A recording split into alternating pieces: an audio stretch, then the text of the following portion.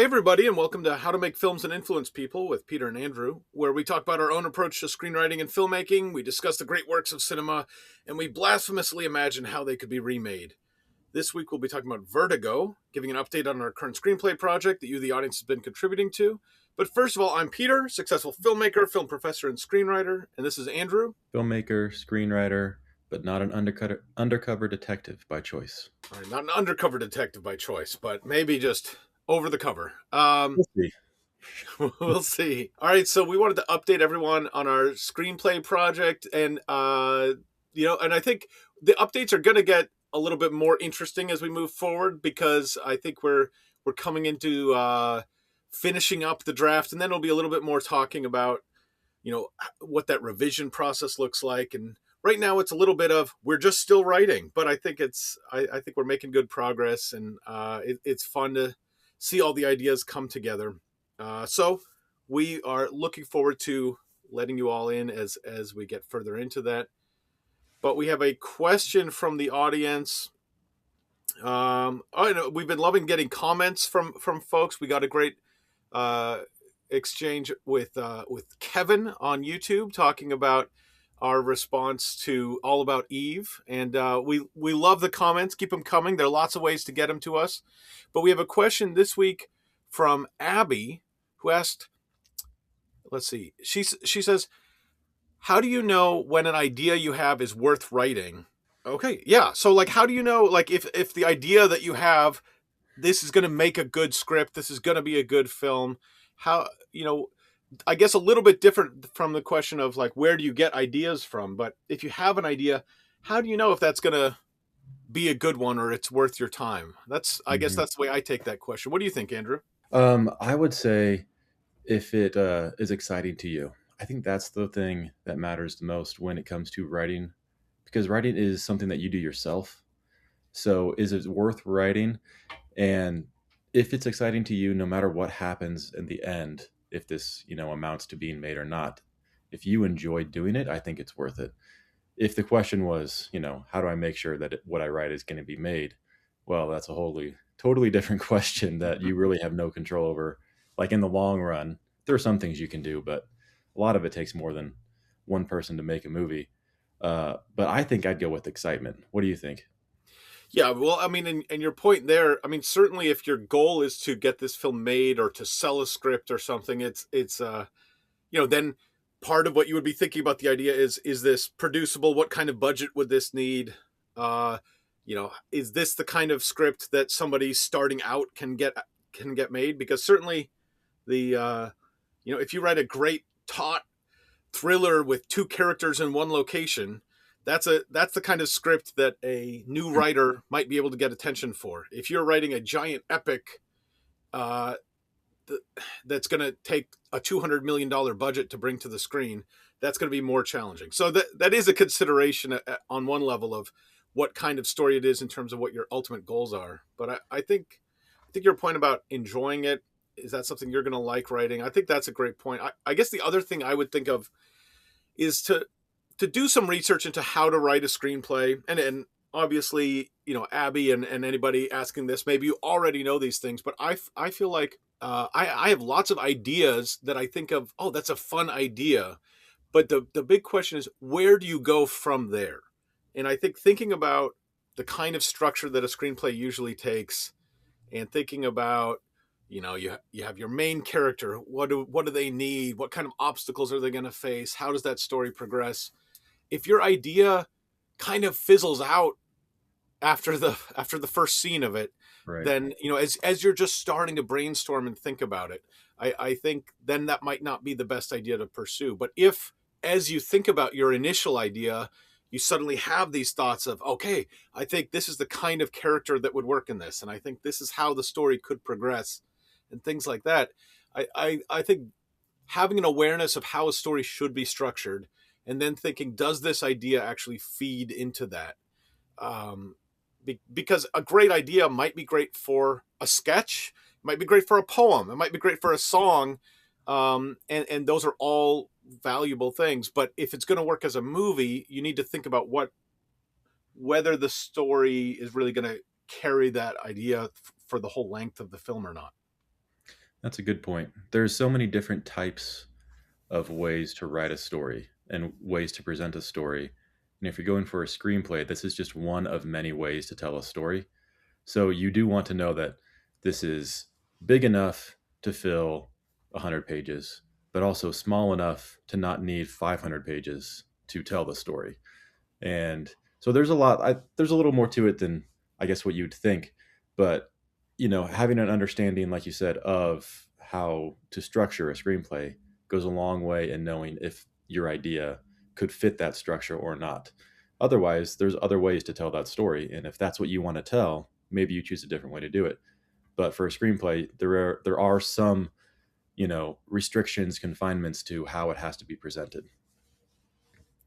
Great point. Great point. All right. Thanks, Abby. Thanks for the question, and keep questions, comments coming. We love to see it. Leave us a review on whatever, whether it's YouTube, whether it's Apple Podcasts, Overcast, whatever, however you're listening to us. Leave us a review, 5 stars or more. We, That'd but be great. if there's any way to give 6, try to work that in. But we love hearing from you.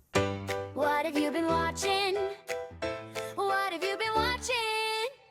Did you like it? Did you hate it? Did you form opinions about the people who made it? All right, and so Andrew, as we move on, before we get to our film of the week, what have you been watching? This week I went to a Sundance film it was actually in Salt Lake City. This is the last year that Sundance is going to be in Utah. But I went and saw this film called Gail Daughtry and the Celebrity Sex Pass, which, as far as I understand, is only at Sundance right now. But it was a great movie by David Wayne, and also written by Ken Marino. Very much a comedy. And I would imagine this movie gets picked up by a streamer at some point and will be on Netflix or Hulu or something to watch later. But I really liked this movie. It's one of those comedies that we've kind of mentioned how, there's not many comedies being made these days. But this is a comedy where it's just comedy for comedy's sake. Their whole story revolves around what is funny. Every scene is about how can we make this the funniest scene possible, and it's just nonstop jokes from start to finish. And I really kind of miss movies like that. I'm glad that somebody is still making this type of a movie. It's pretty wacky, kind of zany. It's the premise of a girl that leaves the Midwest, Kansas, and goes to L.A. and is kind of like a fish out of water, and everything's kind of new, and gets a group of kind of misfit characters to go around and help her on her adventure. But I thought it was really well done and almost feels like a kind of those cult classic comedies like a Hot Rod, or even the 90s ones like a Dumb and Dumber or something like that, where, you find people who like it. I think they're really going to like this. So yeah, that was a great one to see.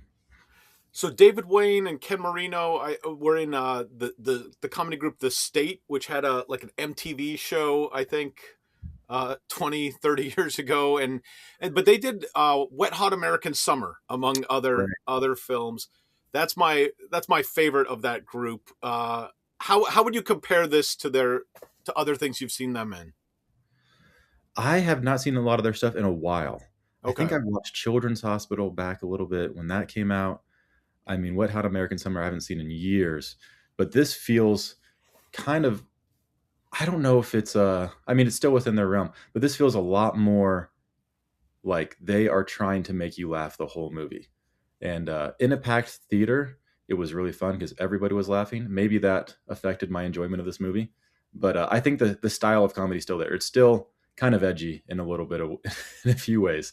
So it's not the most like I think it would come out with a rated R, you know, because of the edginess of the comedy. But it's very very funny. Great, great. I'll have to check that out when it's available. This week I watched. Well, so I watched the Golden Globes a little bit, which was now, maybe that's not this week, but I watched the Golden Globes, and I noticed they had a new podcast section. We weren't nominated for some reason this I year, thought but we would be. Yeah. next year I'm sure. But I was listening to the podcast called Smartless, which is a popular one. I like it. Produced by my college roommate. which is kind of fun. But it's they were well, and I think I'm not sure if I was listening to the most recent episode, but they were talking to Jennifer Lawrence, and she mentioned that she met with like an acting coach when she was just starting out, and he gave her, or it wasn't an acting coach, it was somebody in theater, and he gave her some advice, and that sort of helped shape her career, only to later discover that it was Taylor Sheridan who happened to have been in that position. And Taylor Sheridan is the creator of Yellowstone. He's the creator of a lot of things, but he is somebody who had some success in different avenues, but he'd written a script that sat on the shelf, sort of not sat on the shelf, but took a while to get attention. And then when it did get attention, it launched his career to the stratosphere. And that was Sicario. And and that, I love Sicario. So I went and rewatched Sicario this week. And that film, it really holds up. It is in my eyes, there's a scene when they're crossing the US Mexican border, very, very tense. There's the opening scene is tense. There's just a lot of really well written scenes and sequences in that. And the whole story, I think it does a really good job of feeling realistic enough, but also pushing the bounds of, would this really happen? I don't know. But just really, I feel like it does it in a fun, entertaining kind of way. And I say fun and entertaining. It's sort of a grim, violent action thriller, but I really like that one. So Sicario, different from not a lighthearted sex comedy, but Yeah. pretty fun, I would say.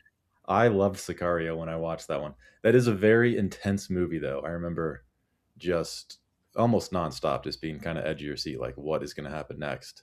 Very well done. Do you like his other stuff, Tyler Sheridan's? I haven't really seen Yellowstone. I know that's his big thing right now. I like some of his other stuff, but Sicario, I feel like is the high watermark for me. Yeah, that was a great one. All right, so say the name again of the film that you watched. Oh, yes, it is. I have to remember this too. I pulled it up here. Gail Daughtry and the Celebrity Sex Pass. Okay, so Gail Daughtry and the Celebrity Sex Pass, and Sicario, a little simpler to say. Sicario, I think, is pretty easy to see. Gail Daughtry might take a little while, but check them out when you get a chance. And we'll be right back after this. We've been asked to read some testimonials about Dunkin' and Bliss ice cream. Oh, really? What are people saying? Well, here's one from Margaret in Ohio. I ate Dunkin' and Bliss ice cream and then got promoted at work. Coincidence? I think not. Wow. Here's another from Brad in Texas. Dunkin' and Bliss ice cream helped me parallel park for the first time. Now I believe anything is possible. And Susan in Vermont. After trying Fat Boy Butterscotch, I can subtly understand what my dog is thinking. Turns out he loves watching Bachelor in Paradise. And here's one from Mike in Florida. Dunkin' and Bliss ice cream gave me the confidence to call my ex-wife and tell her I'm doing just fine without her. Way to go.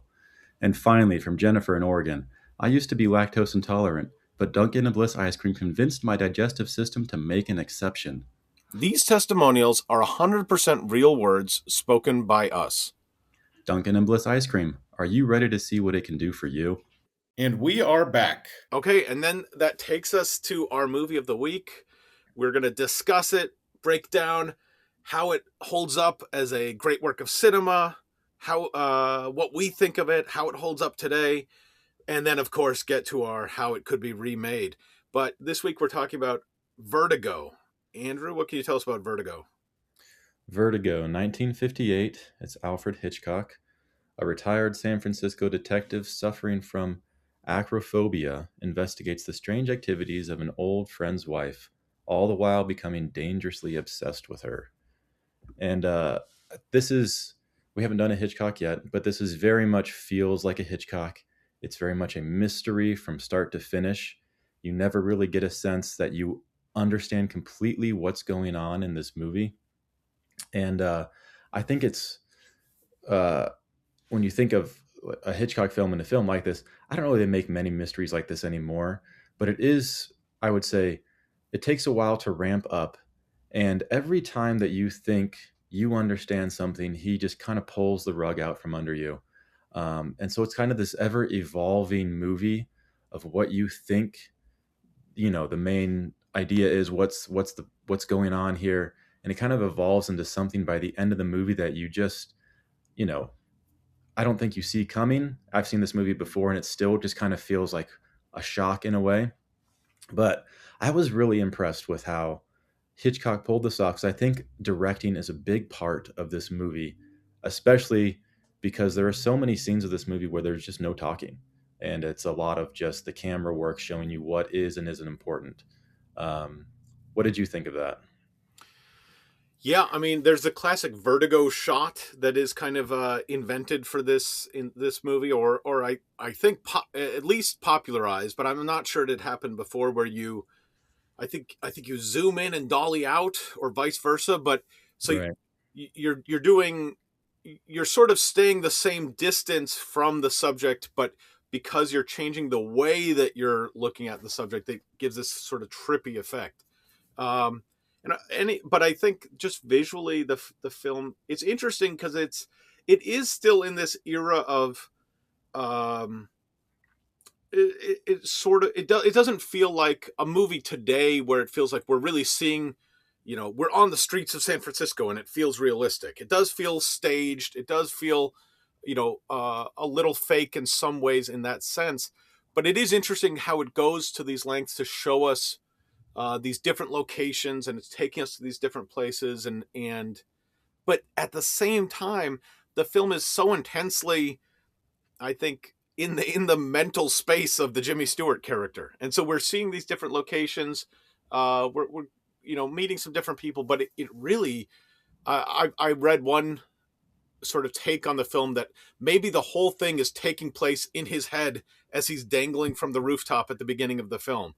And I think that's not a crazy take. Yeah.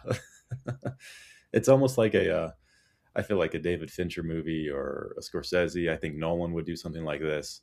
If a modern director were to take on this type of a story where it is very mental, psychological at its core, even though the setup is he's got vertigo and he's supposed to be tailing this guy's wife who apparently thinks she's being inhabited by a ghost of a dead person, which as a premise is just a wild premise. I think those two things just don't seem connected. Like you have, okay, a cop, former cop that had vertigo. That's cool. That could be a whole movie.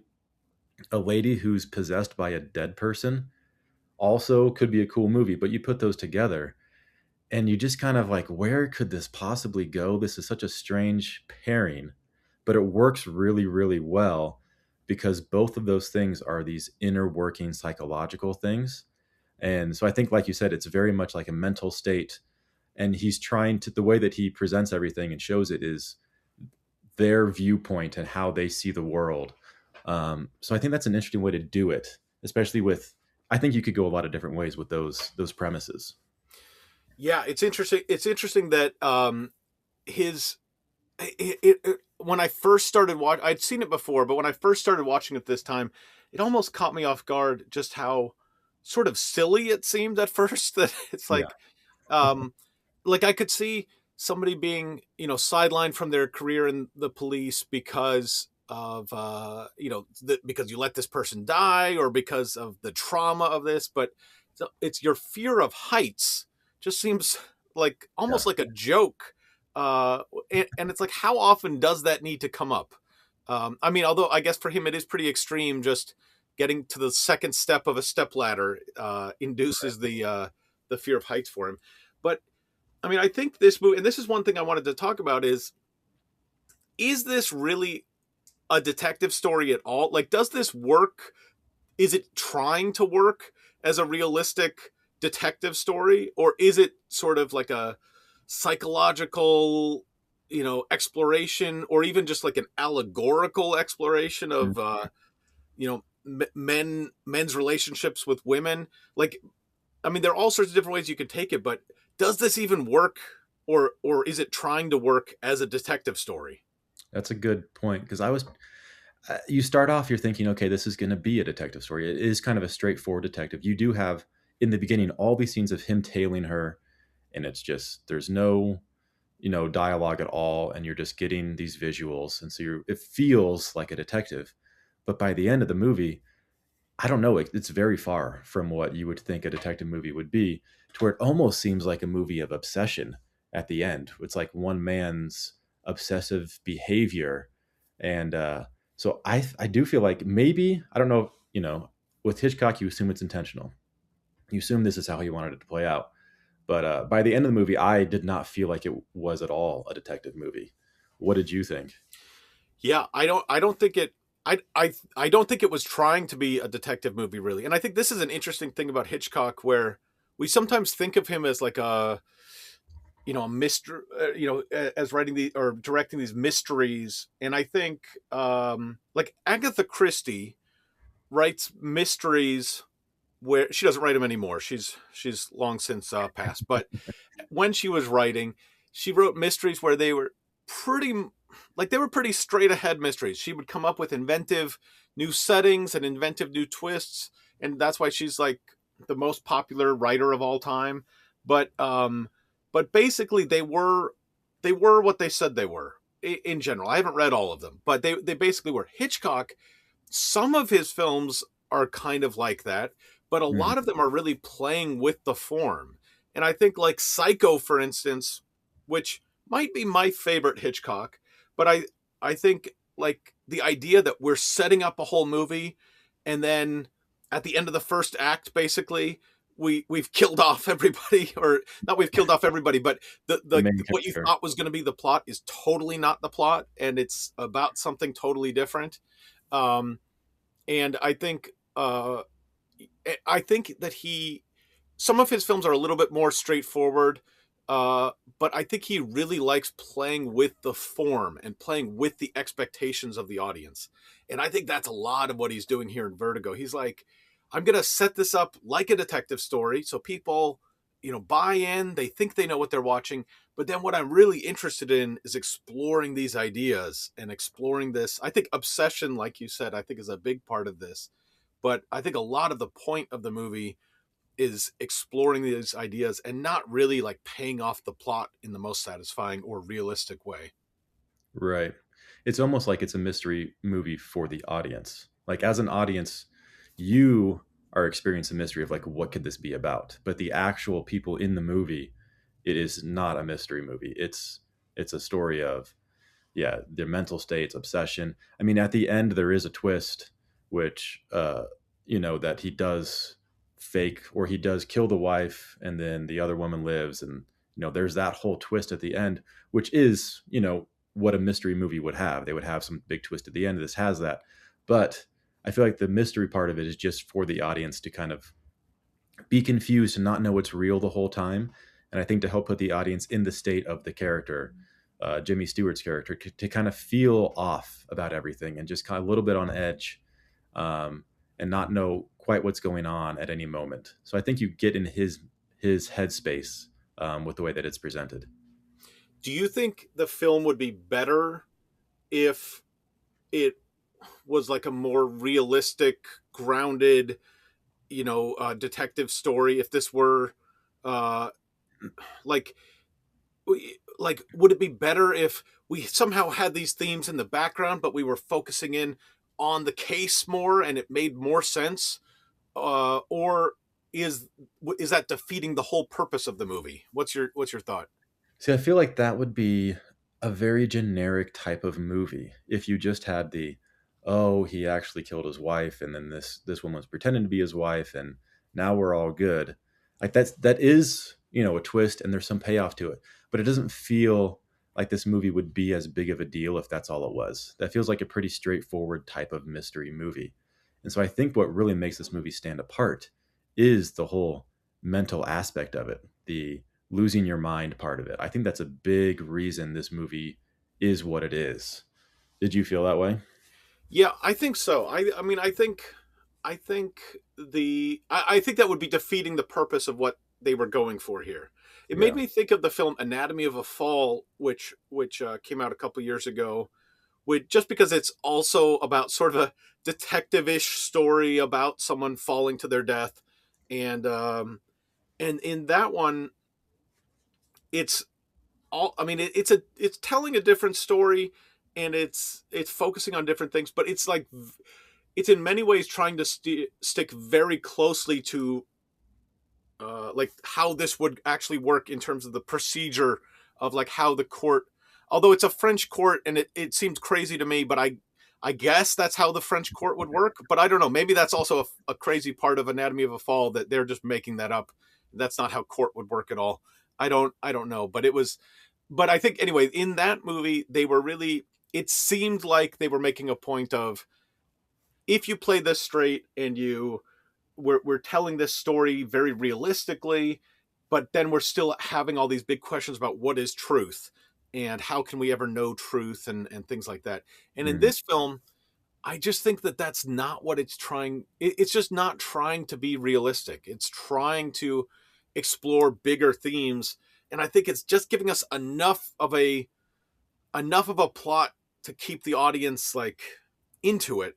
But it's, I mean, I think the relationship between the Jimmy Stewart character and the women in his life, to me, Mhm. that's the main most interesting thing to me, or the thing that I think is being explored in the film, and his sort of obsession and his desire to control, um that, like the scene where he's picking out clothes for Judy, and he's just being so demanding about exactly what it needs to be.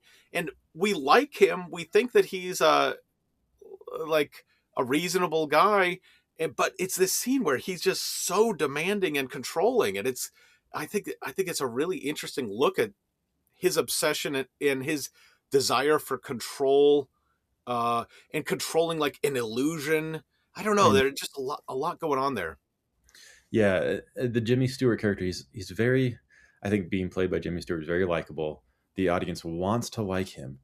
And I think we just give him the benefit of the doubt and give him all these free passes, because from the very beginning, like he's not even nice to the woman in the beginning who's clearly likes him, and he's just kind of indifferent to her, um, whose apartment he goes to.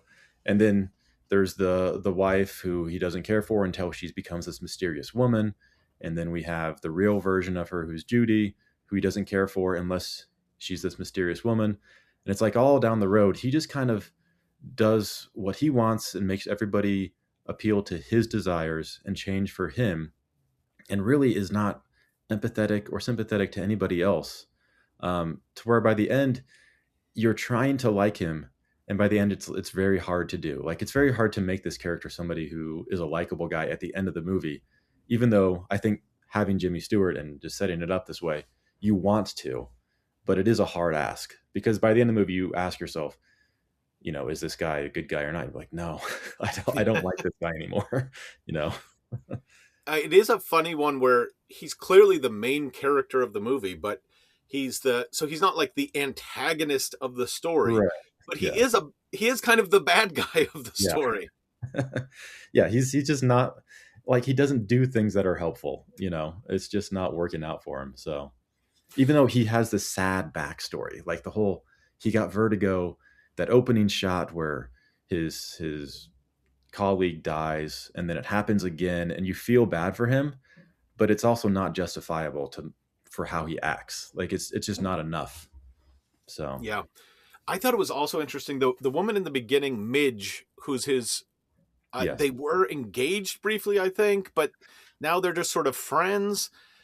It's, I think that's really interesting that she's included in the movie, and is like, we spend a fair amount of time with her, and especially at the beginning of the movie, and I think that's intentional by Hitchcock. And I think it's interesting that to have her speak in such a sort of realistic, grounded way, in a kind of like they have an actual relationship, or at least an actual friendly relationship. But that is so clearly not what he wants. He wants to be following the woman. He wants to be obsessing about the woman. He wants to be controlling the woman. He wants her to be, like the painting or like the image in his head. And I think Midge is an actual real person right in front of him. And I think the fact that we see her right at the beginning and he's not at all interested, I think that is very telling about what he's looking for and what's important to him. And also, like, I think in the beginning, isn't she designing like a bra, and Right. like, which maybe I'm reading too much into this, but I think in the 1950s, you start your movie with an attractive woman with a bra like on the screen. Like, to me, I think that's saying like, oh wow, this is something that would catch our attention normally, but he's not at all interested in that. And I Right. think that's like, it's like, I think that's very telling that we're like, Hitchcock is paying special attention to like it's catching our attention with Midge, and then the story just moves completely past her, and she has nothing to do with it. And I think, like, if Jimmy Stewart were a reasonable person, he would just be with Midge, and there'd be no Right. story here. If you asked Jimmy Stewart's character, like, what are you looking for in a woman? He would list, attractive, smart, intelligent, has a career, all these things. And like, that's what Midge is. Like, on paper, it's everything that he would want. And yet, for some reason, he just could care less. And he's searching for this thing that's unattainable, for the woman who doesn't know he exists. And so I think it does put you in that space of where his mind is at, which is also very different from the title of this movie is Vertigo. And the whole premise is he's scared of heights. But really what the movie is about isn't even that. It's about his like mental state of how he views women and relationships and obsessive behavior. And like that becomes what the movie is about. And so I feel like Hitchcock is setting things up, like you said, in a way to catch our attention, to think it's one thing, and it then becomes something else. Um, and I'm sure that was intentional, but it works very well because you just don't see these things coming and what it transforms into. So, do you think this is all men, or is this one sick character study? Like, is this like saying this is, in its extreme form, but this is how basically men look at women, or is this like, of course normal men don't, but this is like one kind of crazy story to tell? I think this says more about Hitchcock than it does all men in general. I think this is something that was, I mean, this is not his first movie, not his last movie, but it feels like something it feels very personal, like a personal type of story. I don't know for sure, but this feels like something that would relate to him. I don't know if he had these issues, but that would be my assumption. I What think did he you did have some challenging issues with women, and just his I mean, just as a director, watching, controlling, Right. caring about, being very being very assertive about how things look, what exactly you need to do. That's a good point. That's what he made his life doing. So that would be saying something probably about, maybe he relates more to this movie than anyone else. That could be because if you think of it as a director, that's what Jimmy Stewart basically is. He's like, I don't want you, I want you, and you need to do this, this, and this, and like he's telling her all these things. He's very much in control, and if he doesn't have that control, then he's kind of moved on to somebody else. He treats her like an actress, like she's auditioning for a part. So maybe there's something to that. So Vertigo has been listed. I mean, it's definitely been a popular movie, especially with critics. It's been listed as the number one film of all time. Not in the most recent. What is the Cahiers du Cinema? They have a new. I think they come out every 10 years with the Hmm. critics survey of the top film of all time. And for many years it was Citizen Kane, but I think it was often like Citizen Kane 1, Vertigo 2, and back and forth. Now Right. it's a different film with a title that's so long I can't say it. You hadn't Um, seen it. I have not seen it, so that is my fault, and my Can failing definitively say it's as someone. worthless. Vertigo as best film of all time, right up the top of best films of all time. What do you think it stands up to that level? To me, it doesn't. That could be just a product of its time. I don't resonate with this as much as I do even other Hitchcocks that I think are better than this.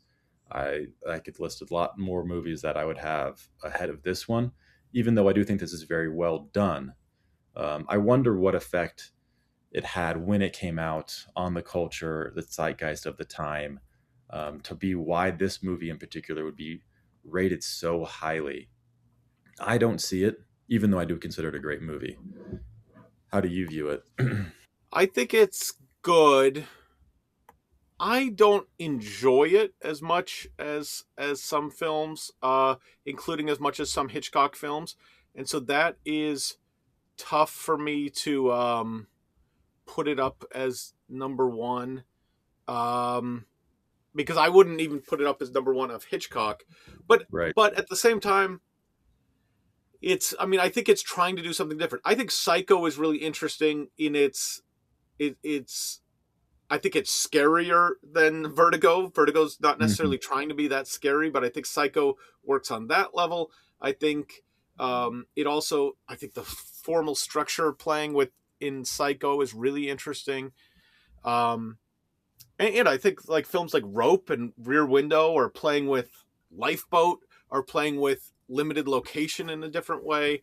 This is almost interesting to me, like Vertigo. We see San Francisco, and it's kind of interesting to see these different parts of San Francisco, but it almost struck me as like either I want to see North by Northwest, where we go to the Mount Rushmore and we're gonna like see some big scenes, or I want to be all in one room like Rope. And it's sort of Right. this is like a little middling, which Between.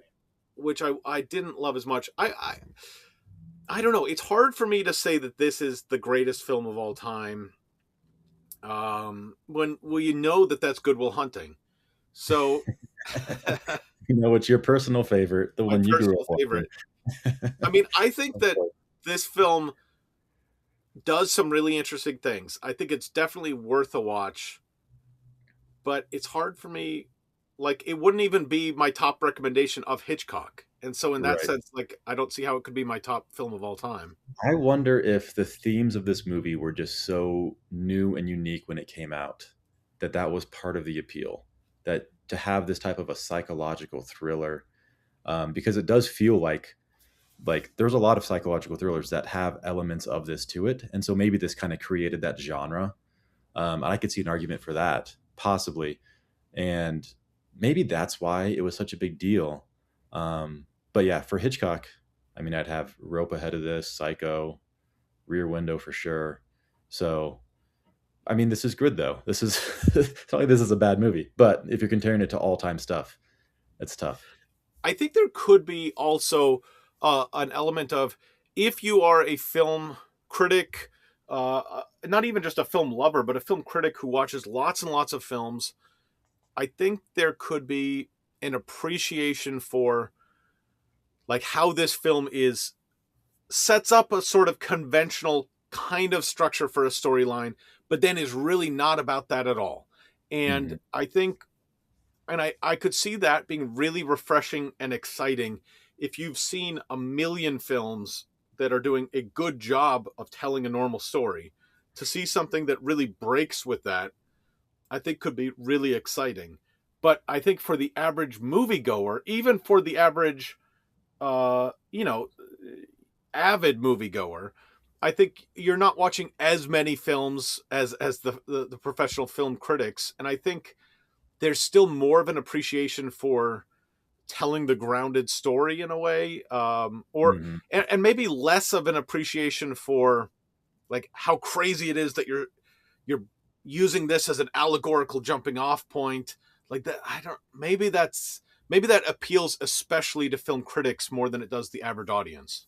Right. It's definitely not a usual story. It's very unique. It's swinging big. It feels like, and this is very different. Like you couldn't say there's a story that's just like this. Like I don't know what movie is like this. There are elements of this in other movies, but to this type of movie just feels like a one-off. And I think it's also one of those movies where like there is a twist, and I think that twist works as like something that you could sort of describe as like, oh, the big reveal of the movie, but even that's not really the point of the movie. Or i mean Right.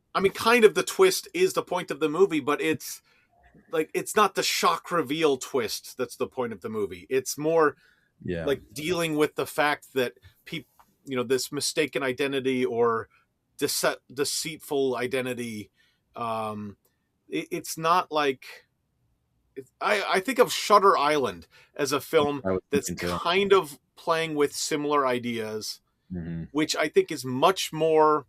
I don't think Shutter Island is as important a film as Vertigo or as good a film as Vertigo, but I think that's one where it's much more about the impact of the twist.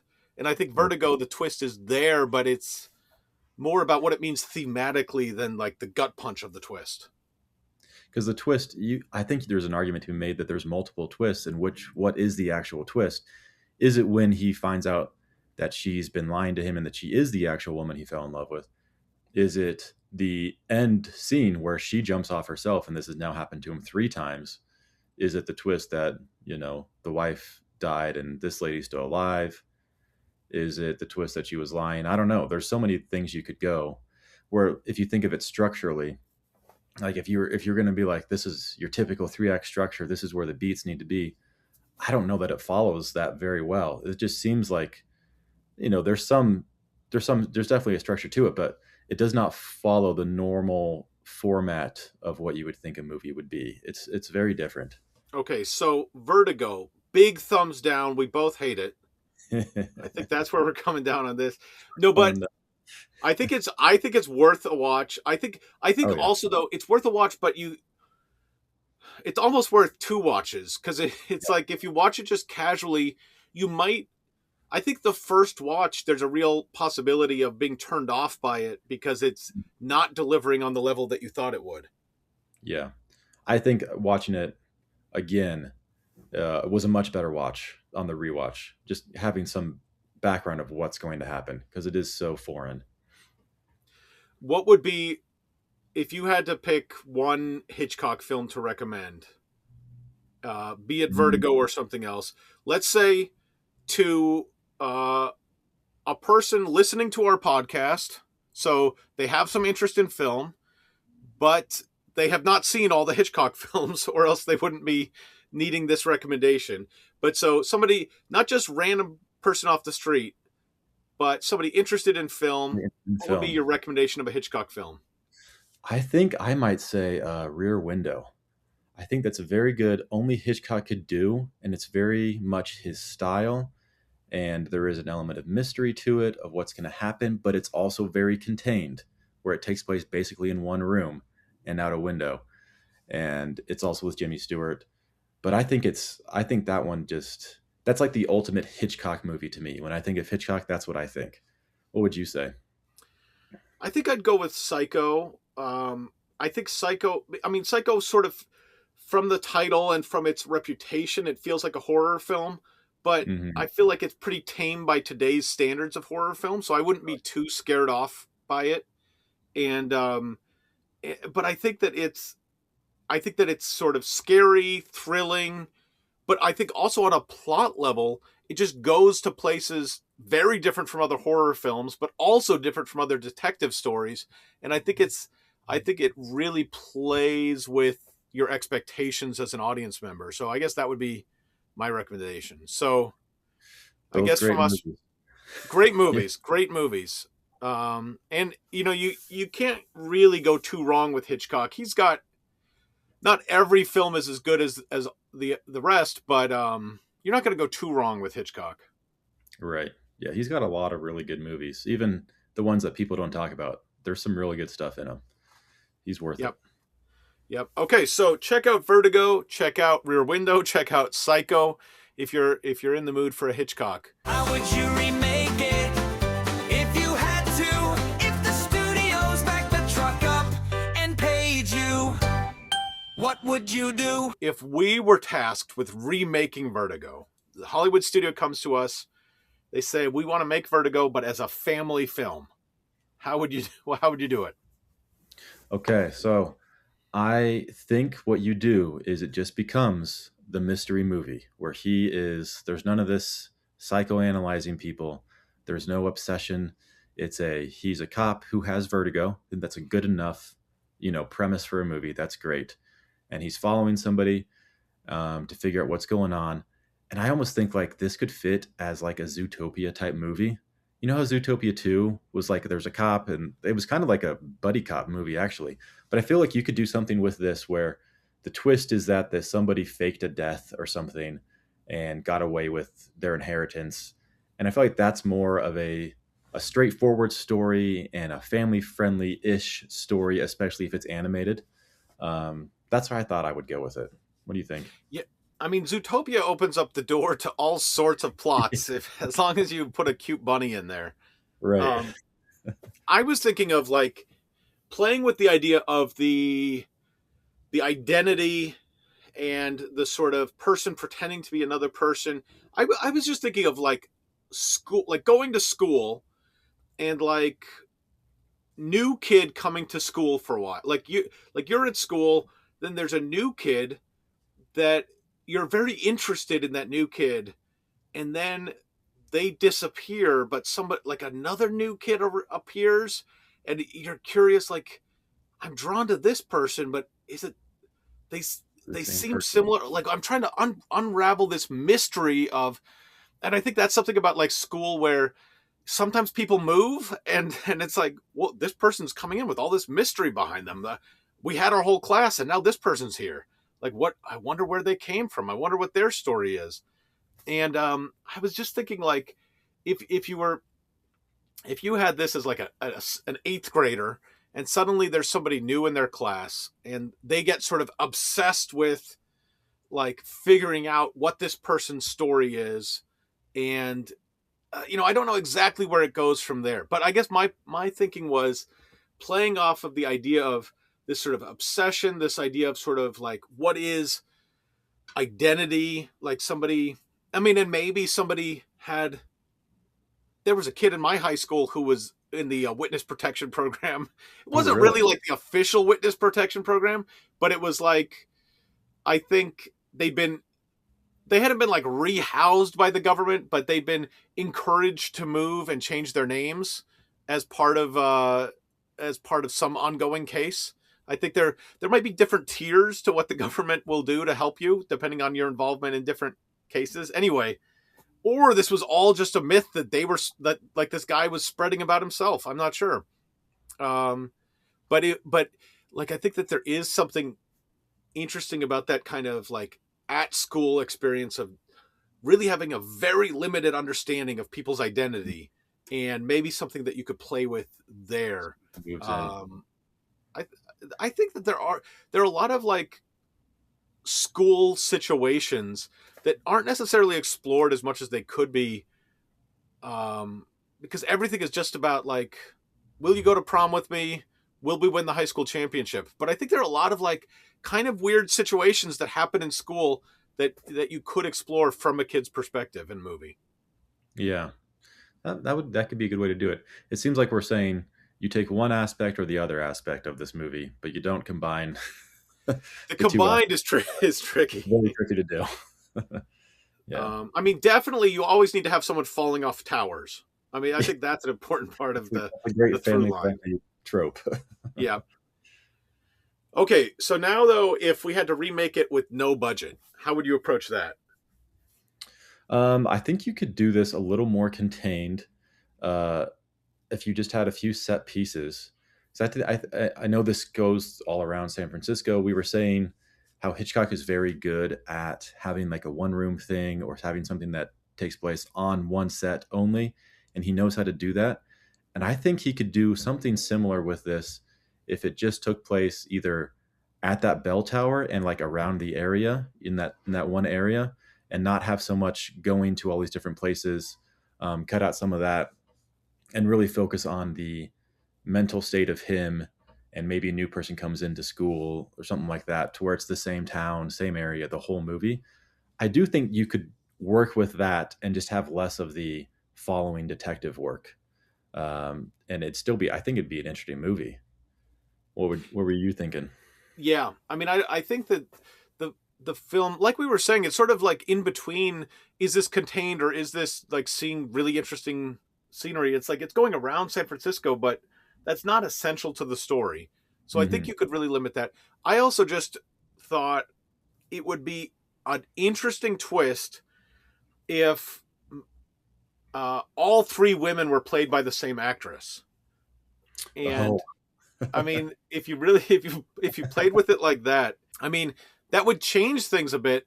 But you know, you don't have to have as many people on the cast. But I think like that would also add a different element to the story. If like, I think it would be like us, the audience, also question. It might be a disaster, but it would have us, the audience, also questioning like, is this the same person? It sure looks the same, and I'm only seeing one actress's name in the cast list. So is he crazy or am I crazy? But I think that would be an interesting way to play with it. To just play the trick on the audience and be like, what is this actually? That could be fun. Yeah, like the Nutty Professor with Eddie Murphy. Just have Eddie Murphy play all three women. All three. You know what? That could be funny. Him or Mike Myers, you know, Yes. dressing up. This could be great. I think that could work. Okay, and then as a TV series, either an ongoing show or like a 10-part Netflix series, how would you approach that for this? I do think there is more to this story because how it ends is so abrupt when you know, they have the ending where she jumps off as well and he's just kind of left there, Jimmy Stewart, and this has happened to him 3 times now. I'd be interested in potentially pitching an idea of where you pick up from that point, and now we're working with this very damaged man in Jimmy Stewart who has had all these traumatic events happen to him. Is he going back into the psych ward? How long is it going to take him to get over his stuff? How does he interact with the world from this point forward after having this all happen to him? What does Midge do for him, his one friend? I think there's a lot there to just kind of have that character go on in the same world, living in San Francisco. How does he readjust to life? And I mean, I don't know that I have a strong, this is the storylines, but I'd be interested to just think of stories for this guy and how he would interact after having this happen. I mean, it would be an awesome sitcom if it's just if it's like detective with fear of heights keeps getting obsessed with women in his life, and hilarity ensues. Has watched 3 people fall off of a building to their deaths. It's like, but I was thinking too, like one entity that this really reminded me of was True Detective. That actually, like, the idea of in True Detective, I'm thinking specifically of the first season where we have the Woody Harrelson and Matthew McConaughey characters that are solving this case over the course of a season. They're also doing lots of other stuff, but they're basically solving a case. But so much of it is about them and their relationships and their attitude on the world. And I think that is, I mean, so I see there as being a lot of overlap here. And I could see this being, you know, True Detective season 7 or whatever you get up to. But like that it's about him solving this kind of weird case, which is kind of how True Detective works. And like different, you know, is this about a ghost? Is this about mistaken identity? Is this about, you know, the creepy nuns in the convent? Like there's a whole untapped part of the story there that I think you could explore. But then ultimately it comes down to like his own psychology, his own mental issues, his own attitudes about women. I think so. I think doing it sort of True Detective style, not like an ongoing series, but just flesh it out more over 8 or 10 episodes. I think I would be interested in just seeing that exploration happen over more time. Who would you get to play the Jimmy Stewart character? Who's a modern day version that could do that? It's a good question. I mean, I was reminded of Justin Long in Barbarian, just in terms of like really likable character, really likable actor playing really unlikable character. Although, yeah, it's an interesting, like if you have Pedro Pascal, everybody loves him. Everybody loves him. But playing a guy that you're not going to like, because it's the whole, I feel like the whole movie is this one guy. Like you have to play this part. You know, it's going to be a 1-person show, and who can really hold up a whole 8 episodes as one person kind of leading the way. I mean, if you had Pedro Pascal playing the Jimmy Stewart character, he's obsessed with women, and he has a little Yoda-like friend. I think that would really work. That's all you need. Yeah. So I think we've broken it. So would any of those be an improvement on the actual film Vertigo? I don't think so. I think this film is just so unique in what it is that I would have a hard time seeing a different version of it. I'd have a hard time even seeing somebody remake this, which I feel like somebody's going to try to do at some point, if they haven't already. Maybe there has been remakes of this, but I just feel like this whole thing just feels so uniquely one person's perspective and Hitchcock, and I don't know how you would remake this into anything other than what it is. I do think it is kind of similar to True Detective in some ways, but of course wildly different at the same time. But and I really do think it would be fun to see a wider range of like school oriented movies that I feel like either you see school movies that are it's just about making friends, winning the high school championship, the state championship, or going to prom, or it's like deeply disturbing, going Right. through trauma in school. But I think the idea of like kind of weird circumstances, like A the school just mystery. trauma of being a kid in school, I think Yeah. is undertapped. But I'm not sure that the Vertigo version of this would be the way to do it. And there we have it. Thanks for joining us for this episode of How to Make Films That Influence People. Check us out at howtomakefilmspodcast.com, and we'll see you next time.